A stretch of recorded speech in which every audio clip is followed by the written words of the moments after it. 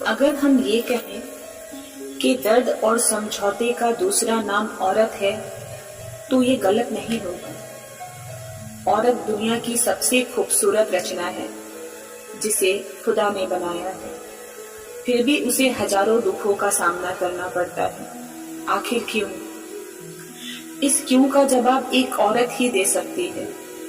एक औरत ही एक औरत के दर्द को महसूस कर सकती है। सारी जिंदगी एक औरत सिर्फ समझौता ही करती है, कभी समाज के लिए, कभी परिवार के लिए, कभी घर के लिए और कभी खुद के लिए। अगर वो इन समझौते के बगैर चले तो वो गलत है।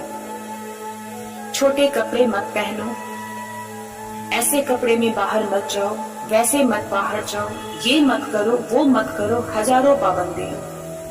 अगर वो इन सब पाबंदियों को ना माने तो वो बदतमीज मानी जाती है। लेकिन कोई ये नहीं सोचता कि एक औरत के साथ बदसलूकी करने वाला बदतमीज होता है। हमारा देश तो कब का आजाद हो चुका, लेकिन अफसोस हमारी सोच आज भी बहुत छोटी है। ऐसा नहीं है कि इसके लिए हमारे समाज के पुरुष वर्ग ही जिम्मेदार है। एक औरत ही एक औरत की सबसे बड़ी दुश्मन होती है। बचपन मायके में गुजरता है, जहां वो 18 साल की होती है, उसके लिए रिश्ता खोजना शुरू हो जाता है। एक लड़की का पिता बहुत मजबूर होता है। वो पराये घर की बेटी को अपनी बहू बनाकर अपने घर तो रख सकता है, लेकिन अपनी खुद की जनी बेटी को अपने घर नहीं। आखिर क्यों? गाय और भैंस की तरह उसे दूसरे के खूंटे से बांध दिया जाता है और विदाई के वक्त उससे कहा जाता है कि घर की मान मर्यादा को बनाए रखना, अपने सास ससुर को अपने माँ और बाप का दर्जा देना, जो कि लाजमी है। लेकिन क्या ये एक सास उसे बहू न समझकर अपनी बेटी समझती है? जब एक लड़की अपने पिता के घर से रुखसत होती है, उसी दिन वो बड़ी हो जाती है। ससुराल जाकर एक अनजान व्यक्ति को, जो अब उसका पति है, उसे अपना तन मन सब सौंप देती है। क्या कभी कोई पति उससे पूछता है या सोचता है कि उसमें उसकी खुशी है या नहीं?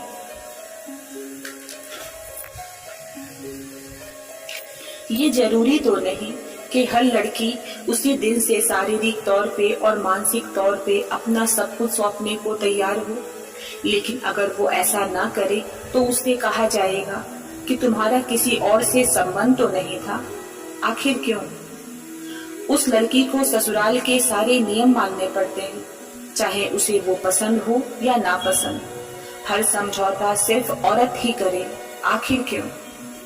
एक औरत सिंदूर लगा के ये प्रमाणित करती है कि वो शादीशुदा है। ऐसा कुछ तो एक पुरुष नहीं करता। वो व्रत रखे अपने पति के लिए। क्यों पुरुष अपनी पत्नी के लिए व्रत नहीं रखता? सारे नियम सिर्फ एक औरत के लिए बने हैं। आखिर क्यों? अगर कोई संतान को जन्म ना दे पाए तो वो सारा दोष उस औरत पे जाता है। वो बाज शब्द से नवाजी जाते हैं। क्या सिर्फ औरत में कमी के कारण संतान उत्पन्न नहीं होता?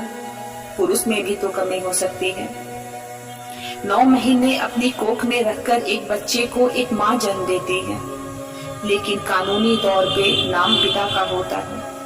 ऐसे ना जाने कितने सारे सवालों के जवाब एक औरत देती है, फिर भी औरत दोषी है।